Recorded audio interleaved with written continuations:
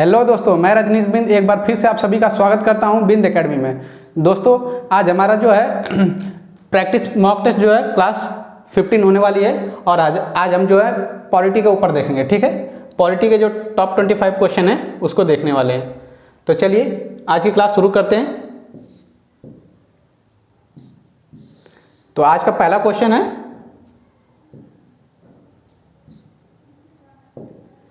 भारतीय संविधान को माना गया है। भारतीय संविधान को क्या माना गया है?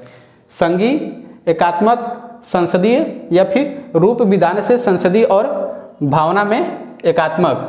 ठीक है, आपको बताना है कि भारतीय संविधान को क्या माना गया है। संघीय माना गया है, एकात्मक या फिर संसदीय या रूप विधान में संघीय और भावना में एकात्मक। तो इसका जो राइट ऑप्शन होगा दोस्तों वह है डी। ठीक है, क्या माना गया? भारतीय संविधान को क्या माना गया? रूप विधान में संघीय और भावना में एकात्मक। ठीक है, आगे देखते हैं नेक्स्ट क्वेश्चन। सेकंड क्वेश्चन है, भारतीय संविधान अपने नागरिकों को किस समानता का अधिकार या फिर वचन देता है? ठीक है, जो भारतीय संविधान है अपने नागरिकों को वो समानता का अधिकार जो कौन सा देता है? ठीक है, अभिव्यक्ति और विश्वास का, या फिर हैसियत और अवसर का, या फिर विचार और अभिव्यक्ति, या फिर अवसर और अभिव्यक्ति का। ठीक है, तो आपको बताना है कि जो भारतीय संविधान है अपने नागरिकों को समानता का अधिकार, इनमें से जो ऑप्शन दिया गया है कौन सा अधिकार समानता का अधिकार देता है। ठीक है, तो इसका जो राइट ऑप्शन होगा वह है बी, हैसियत और अवसर का। ठीक है, आगे देखते हैं third question. East India company ने किस वर्ष में कलकत्ता के सर्वोच्च न्यायालय की स्थापना की थी? ठीक है, ईस्ट इंडिया कंपनी किस वर्ष में कलकत्ता में सर्वोच्च न्यायालय की स्थापना की थी? ऑप्शन है 1757 में, या फिर 1965 में, या 1775 में, 1773 में, या फिर 1792 में। ठीक है दोस्तों, तो आपको बताना है कि ईस्ट इंडिया कंपनी ने कोलकाता में जो है उस टाइम कलकत्ता बोला जाता था। ठीक, तो कलकत्ता में सर्वोच्च न्यायालय की स्थापना कब किया था, कौन से ईयर में किया था? 1757 में, या फिर 1965, या 1773 में, या फिर 1792। तो इसका जो राइट ऑप्शन होगा वह सी। ठीक, 1773 में ईस्ट इंडिया कंपनी ने कोलकाता में सर्वोच्च न्यायालय का स्थापना किया था। आगे देखते हैं फोर्थ क्वेश्चन। निम्नलिखित में से किसको संविधान की आत्मा, ठीक है, संविधान की आत्मा, किसको संविधान की आत्मा के रूप में माना गया है? ठीक है, कि संविधान में किसको संविधान की आत्मा माना गया है? प्रस्तावना को, या फिर मूल अधिकार को, या राज्य के नीति निर्देशक सिद्धांत को, या फिर राष्ट्रीय ध्वज को? तो किसको माना गया है दोस्तों? इसका जो राइट ऑप्शन होगा ए, प्रस्तावना को। ठीक है, प्रस्तावना को जो है संविधान की आत्मा के रूप में माना गया है। आगे देखते हैं फिफ्थ क्वेश्चन। निम्नलिखित में से किसने, ठीक है, निम्नलिखित में से किसने पहले 1935 में संविधान सभा का सुझाव प्रस्तावित किया था? क्वेश्चन है, निम्नलिखित में से किसने पहले 1935 में संविधान सभा का सुझाव प्रस्तावित किया था? ठीक, आंसर है, जैसे इसमें ऑप्शन है, पहला ऑप्शन है नेहरू जी ने, गांधी जी ने, या फिर जेपी नारायण जी ने, या फिर एमएन राव ने। ठीक, तो आपको बताना है कि सबसे पहले किसने 1935 में संविधान सभा का सुझाव प्रस्तावित किया था। ठीक है, तो इसका राइट ऑप्शन देख लेते हैं। इसका जो राइट ऑप्शन है वह डी, एमएन राव जी ने। ठीक है, इन्होंने पहले सुझाव दिया था, प्रस्तावित किया था 1935 में संविधान सभा का जो है सुझाव प्रस्तावित किया था। आगे देखते हैं सिक्स्थ क्वेश्चन। भारतीय संविधान सभा में कुल कितनी महिला सदस्य थीं? ठीक, भारतीय संविधान सभा में कुल कितनी महिला सदस्य थीं? ऑप्शन है 12, बी ऑप्शन है 13, सी ऑप्शन है 15, या फिर डी ऑप्शन है 17। आपको बताना है कि भारतीय संविधान सभा में कुल कितनी महिला सदस्य थीं?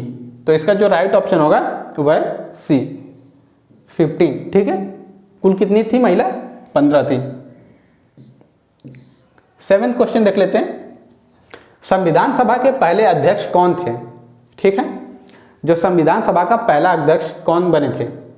डॉक्टर BR अम्बेडकर यानी भीमराव अम्बेडकर, या फिर डॉक्टर सच्चिदानंद सिन्हा, या डॉक्टर राजेंद्र प्रसाद, या उपयुक्त में से कोई नहीं। ठीक है, आपको बताना है कि संविधान सभा में सबसे पहले अध्यक्ष कौन बने थे।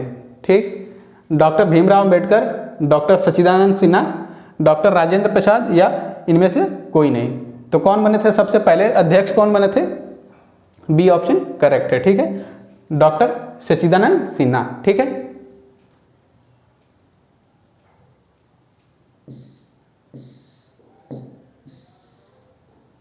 अगला क्वेश्चन आता है दोस्तों, संविधान सभा की अल्पसंख्यकों की उप समिति में समिति के अध्यक्ष का नाम बताइए। संविधान सभा की अल्पसंख्यकों की उप समिति के अध्यक्ष का नाम हमें बताना है। तो ऑप्शन है अल्लादी कृष्ण स्वामी अय्यर, या फिर वी पट्टभी सीतारामैया, या फिर HC मुखर्जी, या KM मुंशी। ठीक, आपको बताना है कि अल्पसंख्यकों की उप समिति का अध्यक्ष कौन था। तो इसका जो राइट ऑप्शन है सी HC मुखर्जी जी। ठीक है, आगे देखते हैं 9वां क्वेश्चन। ड्राफ्टिंग कमेटी के चेयरमैन कौन थे? जो ड्राफ्टिंग कमेटी है, ये क्वेश्चन कई बार पूछा जाता है एग्जाम में। ठीक है, तो ड्राफ्टिंग कमेटी के चेयरमैन कौन थे आपको बताना है। ठीक, तो देखते हैं ऑप्शन N गोपाल स्वामी जी थे, या फिर KM मुंशी, या फिर N माधव राव, या डॉक्टर VR अम्बेडकर यानी भीमराव अम्बेडकर। तो कौन थे ड्राफ्टिंग कमेटी के जो चेयरमैन थे? डी ऑप्शन करेक्ट है। ठीक, doctor Bhimrao Ambedkar drafting committee के चेयरमैन थे। ठीक, अगला क्वेश्चन देखते हैं 10वां क्वेश्चन। भारत का संविधान लिखा गया था।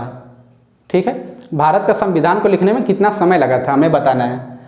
जो संविधान लिखा गया था तो उसको संविधान को लिखने में कितना समय लगा था। ठीक, तो देखते हैं 2 वर्षों में लिखा गया था, या 2 वर्ष से अधिक किंतु 3 वर्ष से कम, यानी 2 वर्ष से अधिक और 3 वर्ष से कम, यानी 2 और 3 के बीच में, 2 और 3 साल के बीच में, या फिर 3 वर्षों में, या 3 वर्ष से अधिक अवधि में। तो इसका क्या राइट ऑप्शन है? इसका बी ऑप्शन करेक्ट है। ठीक है, 2 वर्षों से अधिक और 3 वर्षों से कम। ठीक, 11वां क्वेश्चन देखते हैं। भारत का संविधान सभा द्वारा में बनाया गया था और 26 जनवरी 1950 को लागू किया गया था। यानी जो भारत का संविधान था, संविधान सभा द्वारा हमें डेट बतानी है, कौन सी डेट में अपनाया गया था। ठीक है, कब अपनाया गया था, और 26 जनवरी 1950 को लागू किया गया था। हमें पता है कि 26 जनवरी 1950 को जो संविधान है हमारा लागू किया गया था। ठीक है, पर उसको अपनाया कब गया था, अपनाया कब गया था, कौन से ईयर में, वो हमें बताना है। ठीक है, तो चलिए देख लेते हैं ऑप्शन। पहला ऑप्शन है 29 अक्टूबर 1949 को, या फिर 22 दिसंबर 1949 को, या 26 नवंबर 1949, या 3 जनवरी 1950 को। तो हमें बताना है कि जो हमारा संविधान है वो अपनाया कब गया था। ठीक है, कौन से ईयर में अपनाया गया था। तो देखिए इसमें पहले ही बताया है कि लागू तो 26 जनवरी 1950 को किया गया था। ठीक है, लेकिन अपनाया कब गया था हमें बताना है, अपनाया कब गया था। 29 अक्टूबर 1949, या 22 दिसंबर 1949, या फिर 26 नवंबर 1949, या 3 जनवरी 1950। तो इसका जो राइट ऑप्शन है वह सी। ठीक है, 26 जनवरी 1949 को ये अपनाया गया था। ठीक है, और लागू किया गया था 26 जनवरी 1950 को। 12वां क्वेश्चन देखते हैं। संविधान सभा द्वारा भारतीय संविधान को कब पारित किया गया था। ठीक है, संविधान सभा द्वारा भारतीय संविधान को कब पारित किया गया था। तो ऑप्शन है 26 जनवरी 1950 को, या 26 नवंबर 1950 को, या 14 अगस्त 1947 को, या 26 नवंबर 1949 को। ठीक है, आपको बताना है कि संविधान सभा द्वारा पारित संविधान को कब पारित किया गया था। ठीक है, तो ऑप्शन है 26 जनवरी 1950, 26 नवंबर 1950 या फिर 14 अगस्त 1947 या 26 नवंबर 1949। ठीक है, तो इसका जो राइट ऑप्शन होगा वह है डी। ठीक है, 26 नवंबर 1949 को। ठीक, 13 क्वेश्चन देख लेते हैं। इनमें से कौन सा कारक नहीं है जो भारतीय संविधान के निर्माण में योगदान देता है? ठीक है, ऑप्शन है औद्योगिक क्रांति, ब्रिटेन में संसदीय लोकतंत्र, रूस में समाजवादी क्रांति, अमेरिका में अमेरिका में अधिकारों का विधेयक। तो आपको बताना है कि इनमें से कौन सा कारक है जो भारतीय संविधान में निर्माण में योगदान देता है। ठीक, तो कौन सा है? औद्योगिक क्रांति। आगे देखते हैं 14 क्वेश्चन।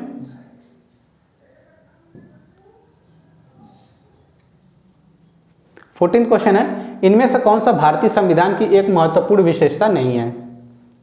यानी संविधान की एक महत्वपूर्ण विशेषता नहीं है, इनमें से कौन सा है? हमें ऑप्शन में बताना है। पहला ऑप्शन है यह एक लिखित संविधान है, यह एक लिखित संविधान है, या फिर यह अनुनय है लेकिन यह अनम्य भी है, इसकी मूल संरचना में संशोधन नहीं किया जा सकता, या फिर यह एकल है क्योंकि केंद्र में अधिक शक्ति है लेकिन यह संघीय भी है क्योंकि शक्ति केंद्र और राज्य के दोनों में विभाजित है, या फिर इसमें राज्य के राज्यपाल, सांसदों और विधायकों के परामर्श से संशोधित किया जा सकता है। आपको बताना है कि इसमें से कौन सा जो है महत्वपूर्ण विशेषता नहीं है। तो कौन सा है? D option. ठीक है, आगे देखते हैं 15 क्वेश्चन। भारतीय संविधान कितने शब्दों में बना है? जो भारतीय संविधान है वह कितने शब्दों में बना है?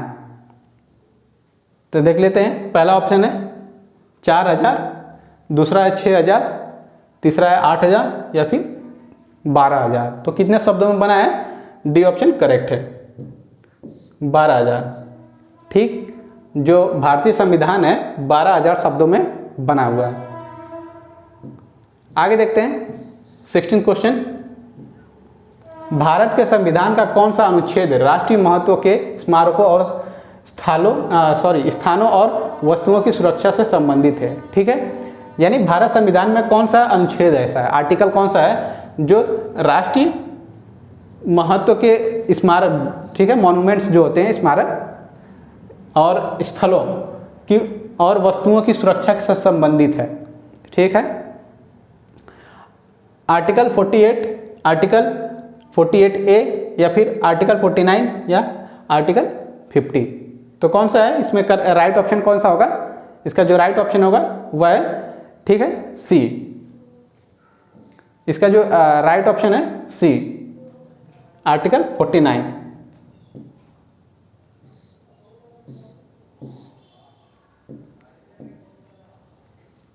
सेवेंटीन क्वेश्चन देखते हैं। भारतीय संविधान का निम्नलिखित में से कौन सा अनुच्छेद विधिक समानता समता यानी कानून के सामने समानता से संबंधित है? ऑप्शन है 14, बी 13, 17 या फिर 26।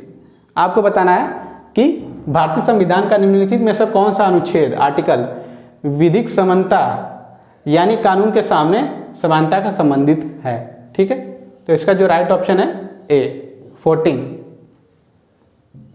आगे देखते हैं 18 क्वेश्चन। भारतीय संविधान का कौन सा अनुच्छेद कानून के समक्ष समानता प्रदान करता है? ठीक है, ये वही क्वेश्चन हो गया, 17th है क्वेश्चन पर घुमा के पूछ दिया गया है। तो ऑप्शन देख लेते हैं 12, 14, 17 या फिर 21। तो क्या ऑप्शन हो? Right option 14। ठीक है,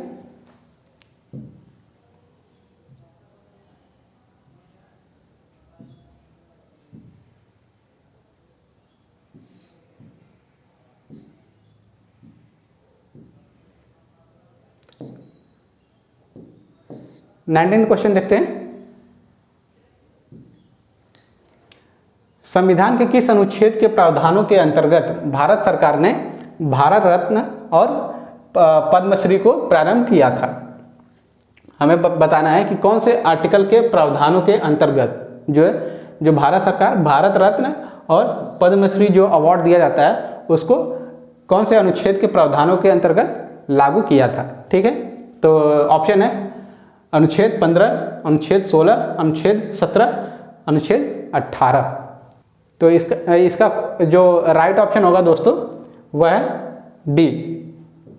ठीक है, डी अनुच्छेद 18। ओके,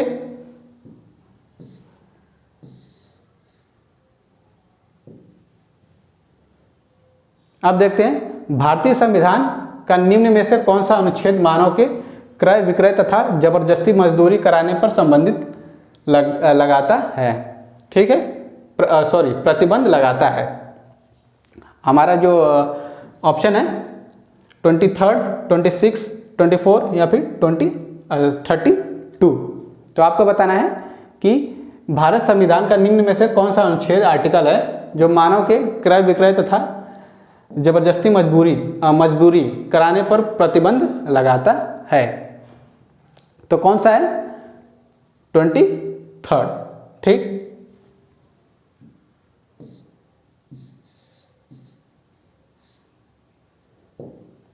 अगला क्वेश्चन है कौन सा मौलिक अधिकार अल्पसंख्यकों के हितों के संरक्षण की बात करता है? शिक्षा का अधिकार, शोषण के विरुद्ध अधिकार, संवैधानिक उपचारों का अधिकार या सांस्कृतिक और शैक्षिक अधिकार? तो इसका जो राइट ऑप्शन होगा वह है डी, सांस्कृतिक और शैक्षिक अधिकार। अगला क्वेश्चन है संवैधानिक उपचारों का अधिकार में तहत आता है, किसके तहत जो है संवैधानिक उपचारों का अधिकार जो है किसके?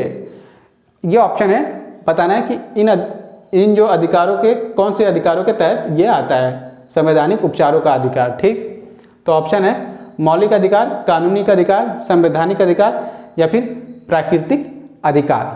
तो किसके अंतर्गत आता है? मौलिक अधिकार। ठीक है,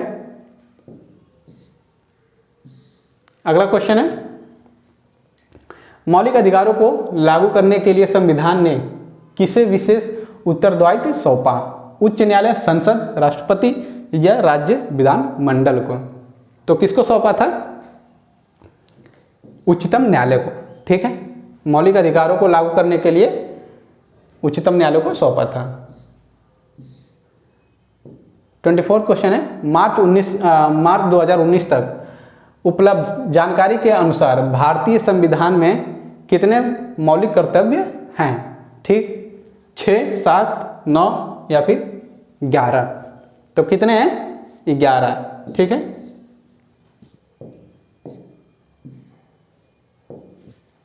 भारतीय संविधान में कितने मूल कर्तव्य दिए गए हैं? हमें बताना है कि भारतीय संविधान में कितने मूल कर्तव्य दिए गए हैं? 8, 9, 10 और 11। तो कितने हैं? 11। ये भी वही क्वेश्चन है। ठीक है, 24वां वाला, लेकिन घुमा के पूछा गया है।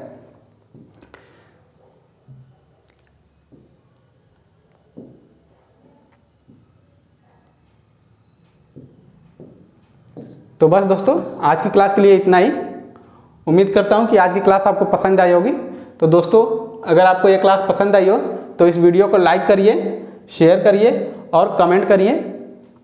और अभी तक आप हमसे नहीं जुड़े हैं तो यूट्यूब पे जाके हमारे चैनल को सब्सक्राइब करिए बिंद एकेडमी को और हमसे जुड़े रहिए। धन्यवाद।